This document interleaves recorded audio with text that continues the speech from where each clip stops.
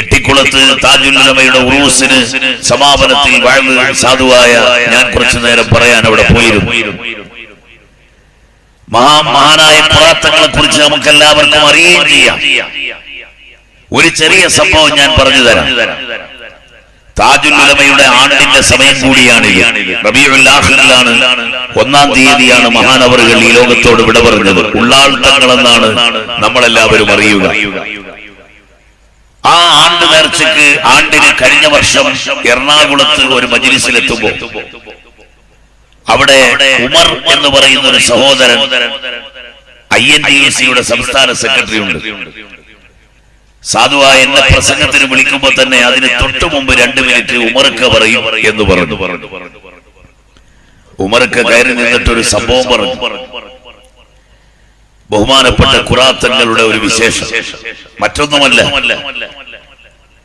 ഇദ്ദേഹത്തിന്റെ അടുക്കൽ most modern ഫാമിലിയിൽപ്പെട്ട എറണാകുളത്തെ ആലുവയിലെ ഒരു ഫാമിലി ഇദ്ദേഹത്തോട് പറഞ്ഞു, 12 കൊല്ലമായി സന്താനങ്ങളില്ല, ഇനി കയറി ഇറങ്ങാൻ ഒരു മെഡിസിനുമില്ല, പല കൃത്രിമ യാന്ത്രിക മാർഗങ്ങളും നോക്കി, പക്ഷേ വിജയിച്ചിട്ടില്ല. എന്താണ് ഒരു പരിഹാരം? അദ്ദേഹം പറഞ്ഞു, ഞാനൊരു പാവപ്പെട്ടവനാണ്, ഞാൻ എന്ത് പരിഹാരം പറയാനാ?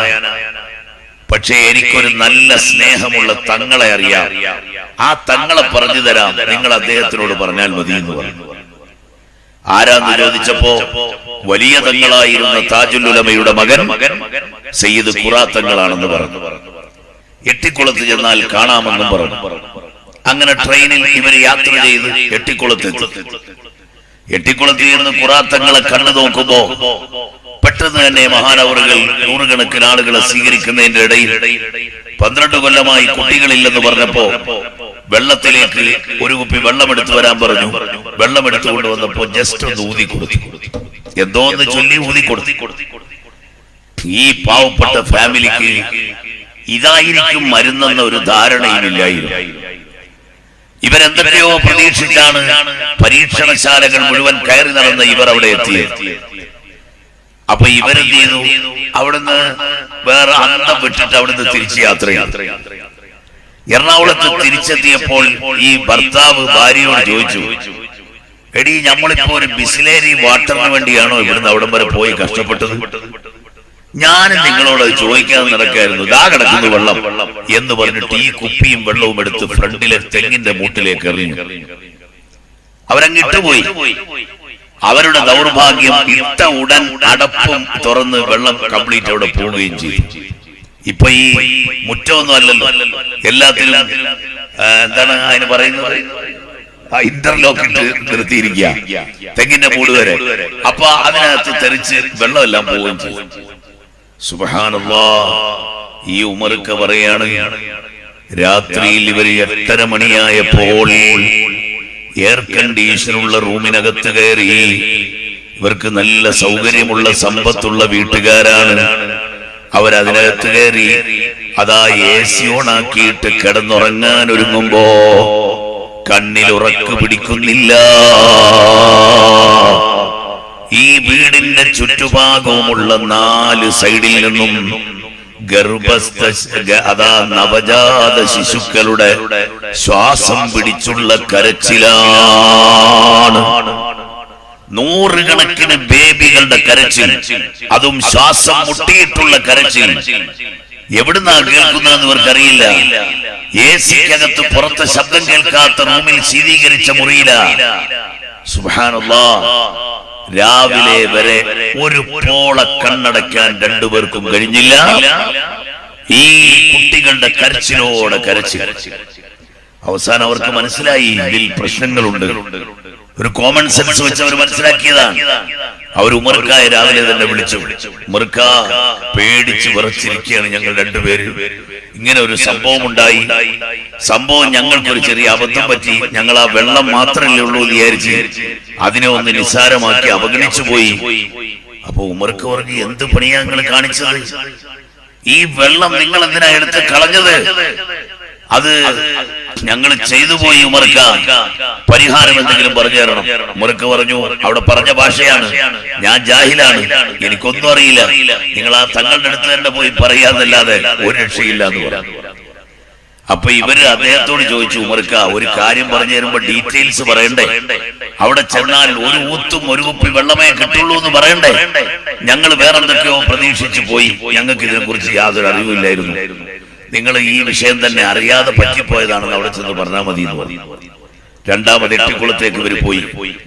മഹാനായ തങ്ങളവറുകളെ കണ്ടിട്ട് പറഞ്ഞു, അന്ന് വെള്ളം മന്ത്രിച്ചെന്ന് ഞങ്ങൾ അറിയാതെ എടുത്ത് കളഞ്ഞുപോയി. എന്ത് പണിയാ നിങ്ങൾ കാണിച്ചത്?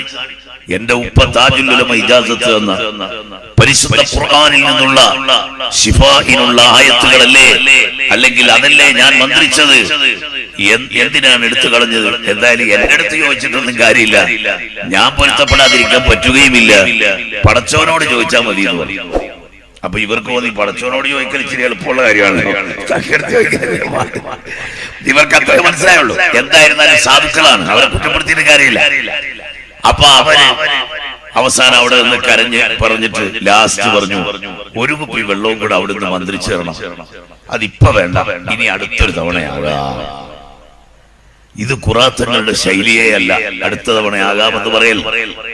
നമ്മൾ ഖുറ എന്ന് പറയുന്ന ഈ ഖുറ എന്താന്ന് നിങ്ങൾക്ക് അറിയോ? കർണാടകയിൽ മഹാനഗരങ്ങളിൽ ഇരിക്കുന്ന ചെറിയ പള്ളിയും മദ്രസയും ഉള്ള ഒരു കേന്ദ്രം. അവിടെ ആയിരക്കണക്കിന് ആളുകളാണ് കാണാൻ ചെല്ലുന്നത്. നമ്മൾ ഇവിടുന്ന് തിരുവനന്തപുരത്ത് നിന്ന് വണ്ടിയൊക്കെ കയറി അവിടെ ചെന്നപ്പോ തങ്ങളെ അന്വേഷിച്ചപ്പോ തങ്ങൾ അവിടെ ഇല്ല, എവിടോ പരിപാടിക്ക് പോയി, അല്ലെ ഗൾഫിൽ പോയി എന്ന് കേട്ടാൽ എത്ര വിഷമം വരും. ഇത് മനസ്സിലാക്കിയിട്ട് തങ്ങള് അവിടെ ഒരു ഹൗദിലുള്ള വെള്ളം മന്ത്രിച്ചിട്ടിരിക്കുക. ആളുകൾക്ക് വെള്ളം അത് ശിഫാഇനെ എടുത്തുകൊണ്ട് പോകാം. അത്ര വിശാല സ്വാതന്ത്ര്യം കൊടുത്ത തങ്ങൾ ഇപ്പൊ വെള്ളം മന്ത്രിപ്പിക്കേണ്ട, അടുത്തൊരു തവണ ആകട്ടെ എന്ന് പറഞ്ഞ് അവരെ തിരിച്ചയക്കണമെങ്കിൽ ഒരു വല്ലാത്ത ക്രാന്ത ദർശിത്വം ആ മഹാനിലുണ്ട് എന്ന് നാം മനസ്സിലാക്കണം. അതുകൊണ്ട് നമ്മുടെ വിഷമത്തിന് എന്തെങ്കിലും ഒന്ന് പറഞ്ഞുപോയി എന്നിട്ട് എന്തെങ്കിലും ആയിപ്പോയാൽ സുബ്ഹാനല്ലാഹ് നമുക്ക് ബുദ്ധിമുട്ടാണ്. കാരണം അവരൊക്കെ വലിയ മഹാന്മാരും വലിയ സാദാത്തുക്കളും അതുപോലെ താജുൽ ഉലമയെ പോലെ മൂർച്ചയുള്ള ആർജവമുള്ള മുസ്ലിം ഉമ്മത്തിന്റെ നേതൃത്വത്തിന്റെ മകനുമാണ്. പിന്നെ ഇവിടെ ഇരുന്നുകൊണ്ട് പറഞ്ഞല്ലോ, എന്തിനാ ഈ 9 മാസം ആശുപത്രി സിയാറത്ത് ചെയ്യുന്നത്? എത്ര ക്രിട്ടിക്കൽ സ്റ്റേജിലും ഞാൻ സാധാരണ പറയാറുള്ള ഖുറാത്തങ്ങൾ നിങ്ങൾ ഫോൺ ചെയ്യേണ്ടതാണ്. കാരണം ഫോൺ ചെയ്താൽ ആശുപത്രിയിൽ സിസേറിയന് വേണ്ടി ഹോസ്പിറ്റലിന്റെ ഓപ്പറേഷൻ തിയേറ്ററിലാണെന്ന് പറഞ്ഞാലും തങ്ങൾ പറയും ചെയ്യാൻ അനുവദിക്കില്ല. അപ്പൊ പിന്നെ ചിലര് ചെയ്യാൻ ഇനിയിപ്പോ എന്തായാലും ചെയ്തു കൊണ്ടുപോയി കീറാൻ പോകുന്നു. ഇങ്ങനത്തെ ഒരു അവസ്ഥ പിന്നെ തങ്ങളെ വിളിക്കുന്നത് എന്തിനാ? വിളിക്കാതിരിക്കലാണ് നല്ലത്. കാരണം ഇല്ലെങ്കിൽ പിന്നെ തങ്ങളുടെ വാക്കും കൂടെ നമ്മൾ നിഷേധിച്ചു എന്ന് വരില്ലേ. എന്താണ് ഇത്ര ധൈര്യം പറയുന്നത്? നേരത്തെ പറഞ്ഞില്ലേ, 2 കിഡ്നിയില്ല, ഹാർട്ട് റൈറ്റ് സൈഡിലാണ്, ലെഫ്റ്റ് സൈഡിലല്ല, തലച്ചോറ് ബ്രെയിൻ അത് സ്റ്റേബിൾ ആയിട്ടില്ല. ഇതെല്ലാം പറഞ്ഞ കുട്ടിയുടെ കാര്യത്തിൽ 3 പ്രധാന ഹോസ്പിറ്റലുകളിൽ അദ്ദേഹം കൊണ്ടുപോയി. അവര് മുഴുവനും പറഞ്ഞു ഇത് അബോർഷനാക്കി കളയണം. പക്ഷേ ഖുറാത്തങ്ങൾ സമ്മതിക്കുന്നില്ല. പ്രസവിച്ചപ്പോൾ ആ കുട്ടിക്ക് ഒരു തകരാറുമില്ല, ഒരാശുപത്രിയും എടുത്തില്ലായിരുന്നു. അവസാനം തങ്ങൾക്ക് പരിചയമുള്ള മംഗലാപുരത്തുള്ള ഒരു ഹോസ്പിറ്റലിലേക്ക് അവരെ പറഞ്ഞു വിട്ടു. തങ്ങൾ സുഖപ്രസവം നടന്നു, അൽഹംദുലില്ലാഹ്, ഒരു തകരാറുമില്ല. അങ്ങനെ ഒരുപാട് അനുഭവങ്ങൾ തങ്ങളുടെ കയ്യിലുണ്ട്. ചിലർക്കൊക്കെ നേരത്തെ ബഹുമാനപ്പെട്ട സയ്യിദ് അണ്ടൂർക്കോണം തങ്ങളുപ്പാപ്പ് പറഞ്ഞ പോലെ എല്ലാ ദുആയും സ്വീകരിക്കണം, ഏത് സമയത്തും മഹാന്മാര് പറയുന്നത് അപ്പടി ആകണം, അങ്ങനൊന്നും നിർബന്ധം പിടിക്കേണ്ട ആവശ്യമില്ല. നമ്മൾ 2 കണ്ണിനും ഒരു പവറും കുറവില്ലാത്തവരാ, 2 കേൾവിക്ക് ഒരു കുറവില്ലാത്തവരാ. പക്ഷെ നമ്മളിങ്ങനെ ഇരിക്കുമ്പോ നമ്മുടെ തൊട്ട് ഫ്രണ്ടിൽ വന്നൊരാൾ പറയുന്ന കാര്യം വരെ ചില സമയത്ത് നമ്മൾ കണ്ണ് തുറന്നിരിക്കുന്നു, കാത് തുറന്നിരിക്കുന്നു, കേട്ടില്ലെന്ന് വരും. അത് ശ്രദ്ധിക്കാത്തത് കൊണ്ടോ കേൾക്കാൻ അല്ലാഹു തആല വിധിക്കാത്തത് കൊണ്ടോ ഒക്കെയാണ്. അല്ലാഹുവിന്റെ ഔലിയാക്കൾക്ക് ഇഷ്ടമുള്ള അവസരം അല്ലാഹു തആല കൊടുക്കും. പക്ഷേ ചില സമയത്ത് അത്തരം കാര്യങ്ങളിൽ അവർ ശ്രദ്ധിക്കാൻ അവരുടെ ശുഗല് കൊണ്ട് ചിലപ്പോൾ സമയം ഉണ്ടാവില്ല, അല്ലെങ്കിൽ അത് പരിഗണിക്കുന്നുണ്ടാവൂല. അതുകൊണ്ട് ആ വലിയന്റെ അടുക്കൽ ഒരു പ്രാവശ്യം പോയപ്പോ എനിക്ക് കാര്യം സാധിച്ചില്ല എന്ന തരത്തിൽ വിശ്വാസം നഷ്ടപ്പെടാൻ പാടില്ല. ശൈഖുനാ ഉമൈനല്ലൂർ ഉപ്പാപ്പ തെക്കൻ കേരളത്തിൽ ഇതിഹാസ നായകരായ അള്ളാഹുവിന്റെ ആത്മീയ നേതാക്കളിൽപ്പെട്ട മഹാനായിരുന്നു. ജാടയൊന്നും കാണിക്കാത്ത അള്ളാഹുവിന്റെ ആത്മീയ നേതാക്കളിൽപ്പെട്ട വലിയ മഹാൻ. ആ മഹാന്റെ അടുക്കൽ ഒരിക്കൽ ഒരാൾ വന്ന് പറയുമ്പോ ഞാനുണ്ട്. അയാൾ പറഞ്ഞു, ഉപ്പാപ്പ അവിടുന്ന് പറഞ്ഞ പോലെ യാസീൻ ഓതി, ഒരു യാസീൻ ഓതിയപ്പോ നടന്നില്ല. രണ്ടാമത്തെ യാസീൻ ഓതി, അപ്പോഴും നടന്നില്ല. മൂന്നാമത്തെ യാസീൻ ഓതിയപ്പോ റാഹത്തായി എന്ന് പറഞ്ഞു. നമുക്ക് 3 യാസീൻ ഓതാൻ നിനക്ക് അവസരം കിട്ടി എന്നല്ലേടാ വിചാരിക്കുന്നത്. എന്താണ് മറുപടി പറഞ്ഞത്? അപ്പൊ അതുകൊണ്ട് എല്ലാ കാര്യവും എപ്പോഴും എന്ത് ചിന്തിച്ചാലും അങ്ങനെ തന്നെ നടന്നു കിട്ടും എന്ന ശൈലിയിലല്ലല്ലോ മഹാന്മാരായ അല്ലാഹുവിന്റെ ഔലിയാക്കളുടെ അടുക്കൽ പോകുന്നത്. നമ്മൾ ഭൗതിക തലത്തിലുള്ള ഡോക്ടറെ അടുത്ത് പോയാലും അയാളുടെ പോകുന്ന എല്ലാ ചികിത്സയും കറക്റ്റ് ആകും എന്ന് പറഞ്ഞാണോ പോകുന്നത്? ഭൗതിക മാനദണ്ഡത്തിൽ തന്നെ അങ്ങനെയില്ല. അത് യന്ത്രം മുമ്പിലുണ്ട്, കാണാനുള്ള സൗകര്യമുണ്ട്, എല്ലാം ഉണ്ട്. നമുക്ക് ബോധ്യപ്പെടുന്ന വിഷയമാണ്. ഓപ്പറേഷൻ തന്നെ സ്ക്രീനിൽ കാണിക്കും. എന്നിട്ട് പോലും അങ്ങനെയാണ്. പിന്നൊരു ധൈര്യം എന്താ അറിയോ?